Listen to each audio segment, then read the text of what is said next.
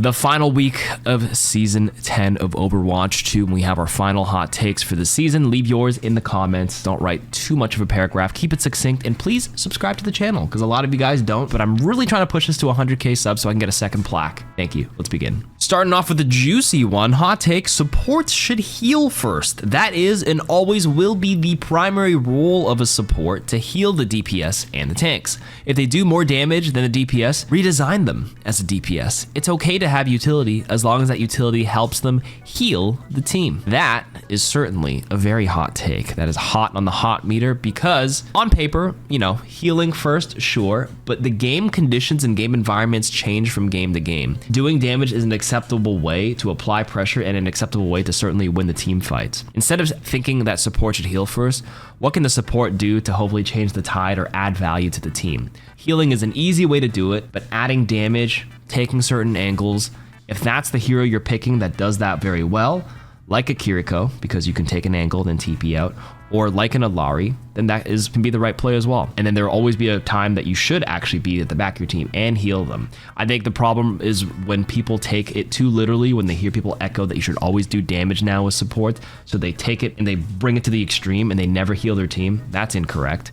You know, there has to be a calculated balance between both. And if they do more damage than the DPS, you don't need to redesign them. That just means your support hero was very good and taking advantage of it. There's plenty of times when I'm a Baptiste or an Alari and I'm out damaging my DPS players. Doesn't mean the DPS players aren't doing the job. You're just staring at the scoreboard. They could be, you know, a Tracer trying to take very sneaky angles and attack their backline, but I'm a Baptiste and their ball keeps running into me, so I can just sit there and just farm the ball for a gazillion damage. Same with Roadhog, while my Tracer is off doing things that they're supposed to do, or my Widowmaker. I can outdamage them, but that's just a scoreboard thing. It's okay to have utility. It's okay to deal more damage as a support, because every game is different. Next hot take, I'm convinced the matchmaker gives solo players other teammates that are more difficult to work with. Obviously a little anecdotal, but it can certainly seem that way. There's actually a change they added, very minimal. I think like a 1% change. It shouldn't swing things in the grand majority of times. But if you are on a bad losing streak, it will try to match you up with other people who are also not on a terrible losing streak. So, you know, when they average out the ranks between the both, you know, you might have a 51 to 49%. They won't put you on the 49% side, because you can never have an equal elo match when there's 5 mathematical MMRs and 5 different mathematical MMRs. They try to keep it as close to 50% as they can, but one might be 51-49, sometimes 52-48. That's where you get the reversals or the uphill battle. If you're on the 48% and you win, you get an uphill battle. And if you're 52% and you lose, you get the reversal modifier. These are variables that always happen mathematically and have been happening before they became transparent and showed it to you, but people believe that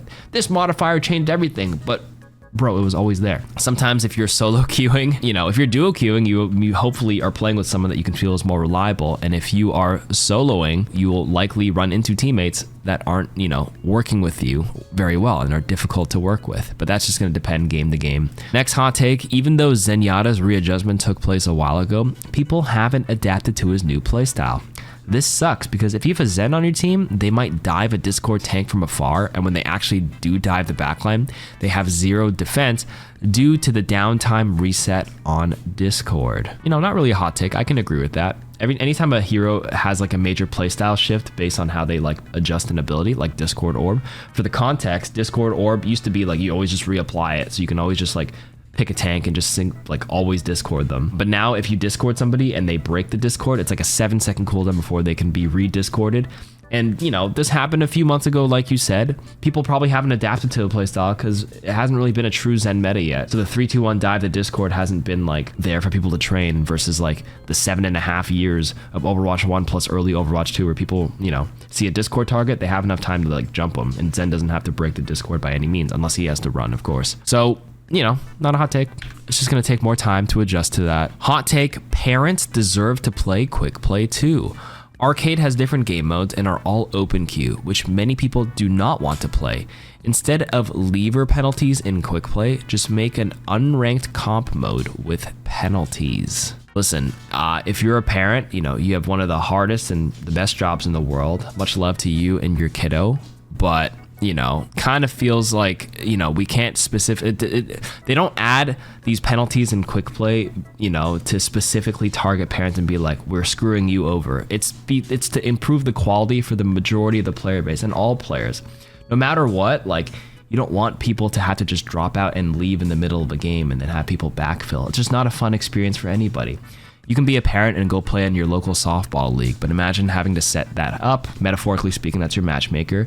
You play 2 innings and then 3 of the parents said, sorry, I gotta go. Kids, I got my kids to take care of and I can't finish this game. And then the rest of the people just sit there and they have to call some friends to backfill and, oh, come on, can we finish this softball game for our league? We understand that happens sometimes, right? Where, like, you know, your kid calls, it's an emergency, you have to leave. But, like, does the analogy make sense? I understand you want to play it too, but if you can't sit down for 10 minutes undisturbed, you're probably playing quick play at a time where you probably shouldn't be. If your kids are fully asleep, you know, you can definitely squeeze in a game or two without having to worry too much about penalties. And it's only like 4 games out of 20. And like, if you know your kid has a problem and they're not asleep and they wake up every 10 minutes and they need you, then yeah, you shouldn't be playing quick play, my friends. Next hot take: new maps are more important than new heroes. Not saying new heroes aren't important, but they're more flashy and not necessarily more important.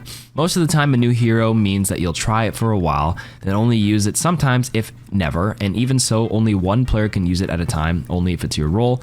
Maps, on the other hand, are present for everyone. They add new things to do with all the heroes, new playstyles, so technically new skills to learn and apply, new scenery, new art, new lore, variety between sessions, not playing the same 10 maps every other day, new knowledge to apply to your main, and different meta picks, etc., etc. That is certainly a hot take. Another thing that you forgot that's important with new heroes. So I was going to say first, I disagree. I think this is, well, it's a hot take, and I disagree with your hot take, simply because new heroes are equally important, if not more important, but the more important is subjective, so let's just say it's equally important. You say more flashy, but like having a new hero can completely shift the dynamics of the metagame, what heroes are good, the synergies, what heroes you'll often see paired with them on the maps. Yes, you'll have some games where you won't see that new hero in the game, so it feels like nothing has changed, but on the same vein, how often are you playing on the new map as well, versus the amount of times you see the hero? I'm lucky if I see Nambani. I play like 50 games in a week, and I'll see like Nambani 3 times.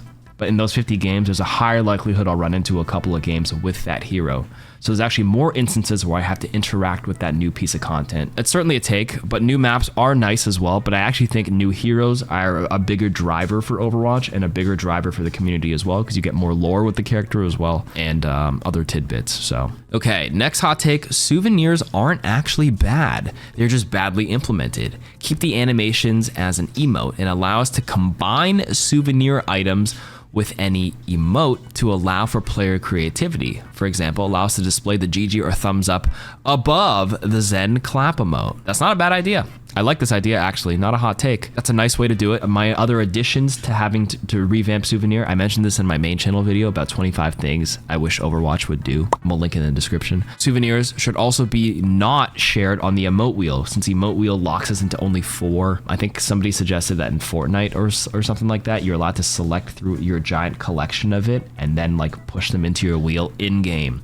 And being able to access that would be very nice in some capacity, or give us more favorites than just 4 and separate them from the emotes and make them a bit spammable and cancelable. You know, a couple of the pineapple ones, you know, you can kind of just like spam over their heads, but when the game starts, you can't do it anymore, so that, you know, if you're sniping as Widow, you don't randomly just see like a pineapple pizza pop up on the target you're trying to shoot. But, you know, in League of Legends, you can actually do it because it's a top-down game. You can flash a hero mastery and it follows your character around. It's a similar idea to that, but only in like the pre-round area. Anyways, good suggestion with the souvenir, not a hot take. Ooh, okay, this one might drive some discussion here. Hot take: this community treats this game way too harshly when it comes to monetization.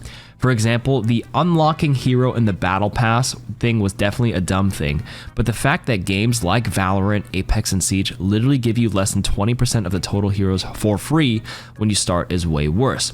Overwatch gives around 80% and doesn't take up to a week or 2, even depending on the game, just to get one character. But of course, Overwatch is clearly the soulless villain here. I'm gonna play devil's advocate and play both sides a little bit. Number one, I agree with you, because I do think people treat this game way too harshly when it comes to monetization when you compare it to other games in the way that you're expressing. Number one, Overwatch is backpedaling on this anyways. They're completely removing any restrictions. New heroes are available for everyone always now, so thankfully it took them a year and a half to be like, you know what, we should stop doing this.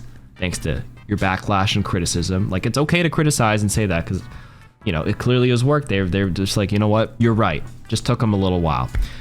That being said, I also understand why people criticize them, because the number one rule in marketing, is it economics or just consumer-based services or products, is you never make something that was free previously cost something later or cost more. I don't know where this quote is from. I saw it on Twitter from Marquez Brownlee, another YouTuber, a tech YouTuber. I'm sure some of you guys know. He tweeted that, but I think he got it from somewhere else. But it's true though. If something was free before and you put a price tag or you pay a wallet later, it will always leave a bad taste in people's mouths, regardless if it's Overwatch or any other product. I understand why people, you know, say those things. And when I look at, you know, when I take a step back and then I look at it, if I was just a brand new player entering Overwatch 2 and I had no, you know, previous history of playing the game for, you know, that didn't cost, the skins never cost anything before, like the loot boxes or whatever. If I was a completely new player, I think it's reasonable when you compare it to Valorant or Siege or whatever, you get a majority of the characters and hopefully all the new ones now. And the prices of the skins, a little high, but when you compare it to like League of Legends $500 Faker bundle, $120, you know, Dragon Lore or Dragon Skin Glitch Pop Valorant knives, or $300 Final Fantasy bundles for Apex Legends. Honestly, it looks better. The $10 Battle Pass for Overwatch seems okay if you're a brand new Overwatch 2 player, but it also, again, depends on where you live. Social economic status. People may hate me, but it to me, people are gonna be like, I fucking hate this argument, KarQ, where it's just cosmetics. Right now, it truly is just cosmetics, thank God. But like, I understood the paywall before with the heroes. I know they got rid of that, but I mean, I play the game. Everybody perceives and plays the game differently. If it's just cosmetics, it's fine. I just don't buy the ones I don't, you know, play.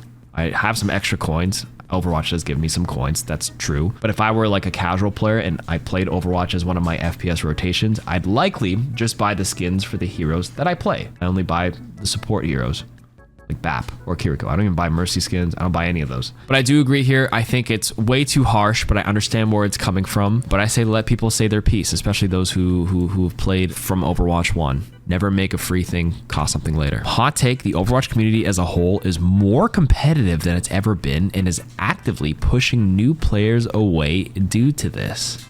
This has a lot of upvotes.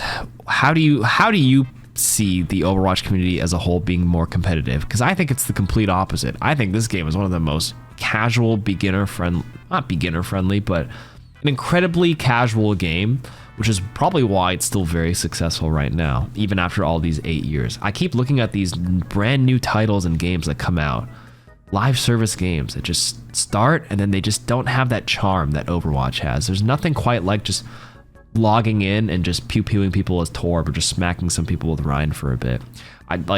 The finals came out like 6 months ago. X-Defiant came out. There's a lot of hype for the first 2 weeks and then just kind of like, okay, what now? So I don't know. I feel like Overwatch just has a nice balance between it running very well, it's accessible, free to play, lots of platforms, a couple fun looking characters, fun to play characters, great looking characters, good lore. You take off, just stop drinking the haterade, and generally speaking, objectively, not biased, not Blizzard dick meat riding take, is that if I were not a content creator for this game, I would genuinely still play Overwatch as part of my FPS rotation. Maybe some breaks here and there near the end of the seasons, but it'd be part of the rotation. Like Valorant was part of my rotation for a while. Apex was part of my rotation. Overwatch would be. It really would. Next hot take, one tricks are not a problem and should not be viewed as one. There are 5 players on a team and no hero has inherently 0 value when going into any combination of heroes. Sure, it's frustrating when your Doom refuses to swap against Roadhog, Cass, Sombra, etc., but that Doomfist is still outputting value as long as he's playing well. There's not a singular solution. If everyone on the team knows how to play around each other and can play their heroes well, when you're fighting a 4 versus 5, even if you've got 5 one-tricks on the team, strategy and mental is far more important than yelling at your teammates to swap to a different hero. Okay, there's a difference between saying they are a problem and should not be viewed as one versus problematic in this specific scenario because it's really hard to get value.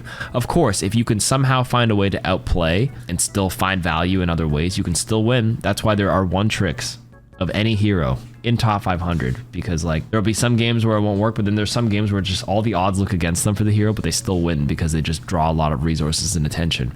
But the problem with that is it requires a lot of things to be clicking at the same time. If their Doomfist is eating the Sombra hack and the Roadhog hook, like, you better be sure your team is capitalizing on that. And having your team capitalize on that ends up being where the issue lies in, where people get frustrated with one tricks because they're not sure how to play around them. So if they're out of voice playing their one trick or whatever and not helping, like, it's hard for a one trick to stay in voice because you know they're going to get flamed. But like, if they're insistent on not switching, there is probably a way to still win, but it's not going to be easy. And your mental fortitude and strategy is really tested. You said strategy and mental is far more important. Yes, but it's even more important if you are a one trick. So like, you better be damn sure you're doing your best to like ensure your team can play around you. Wouldn't say it's not a problem, shouldn't be viewed as one. They can work, but like, they can be problematic and annoying to play with. When I have like, you know, a certain one trick on my team, it's not working, I'm not having a good time, and I'm certainly annoyed. But I don't flame them and let them, like, you know, some people will flame and let them have it. Maybe I have an image to upkeep, so I won't say it, but like, I might like make some passive aggressive remarks to my chat or something. I'll be like, yeah, this Venture or this Widow playing this here, or this, you know, this Rhine player on our team, tough. That's my way to get my frustration out without like being toxic to them. But like, yeah, they can be problematic. Hot take: taking away Roadhog's secondary fire was an unnecessary reduction to his skill ceiling. I thought the secondary fire was just mostly poke, and it was just cheesy to get like, yes, it's skill to get that perfectly lined up juicy secondary fire, to line up that like random one shot to get that perfect bundle. But a lot of times it would just end up being kind of fluky as well. And it was kind of annoying to play around because the distance is so dynamic and changes. I think Pigpen's actually a pretty cool idea more than anything. Hog is just either really overtuned or he's like pretty bad. He's in that weird spot. But I don't think it necessarily reduced his skill ceiling, but having Pigpen also increased skill ceiling in a different way as well, being creative with it, turn pulling into it, throwing the Pigpen to cut people off. I would say it's like arguably a bit higher skill ceiling with the Pigpen trap uses, but that's just me. Next hot take: Tracer is infinitely worse and more annoying than Sombra ever is. Yeah, Sombra gets annoying, but it's not the same. Tracer's ability to engage and disengage is stronger than Sombra's, and her damage is ridiculous. Her damage is ridiculous if you have good tracking. The Sombra can just put a virus and actually generate a lot of the value out of that damage anyways. But you said Tracer is infinitely worse? I think Tracer's a way better hero than Sombra, but I don't think you meant it that way. But I agree, I think Tracer is more annoying than Sombra is, not worse. Is this really even a hot take? Everybody knows Tracer is the server admin, high elo, pro play. Tracer is just very, very good. Hot take: KarQ is too handsome, making an impossible meta for men. How did you add this in here, Koji? Hot take: every hero should be viable in some way. There should be 0 heroes who are bad competitively on every map. For example, Symmetra is pretty terrible in most scenarios, but she is viable on a few control points. At the bare minimum, we should aim for viability somewhere, and we shouldn't be okay with the hero being the quick play hero who is just bad on every map competitively. Agreed, and I would argue that every hero is viable in some way.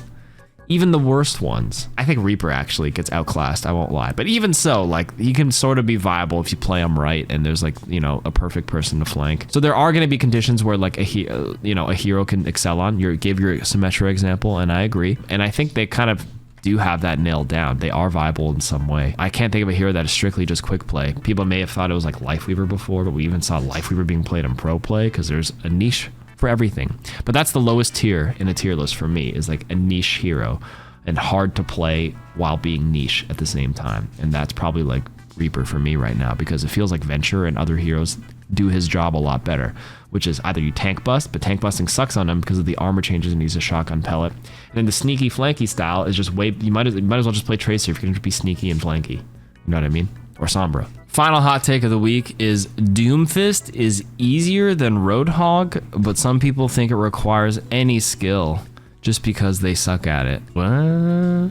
You're saying it's easier to do crazy Doom animation cancels, movement maneuvers, punching and doing your seismic into punch cancel, into perfect block timing, into a punch reset, into a, you know, seismic, vertical seismic into a block to pop into the air, and then do that, and you're saying that's easier than just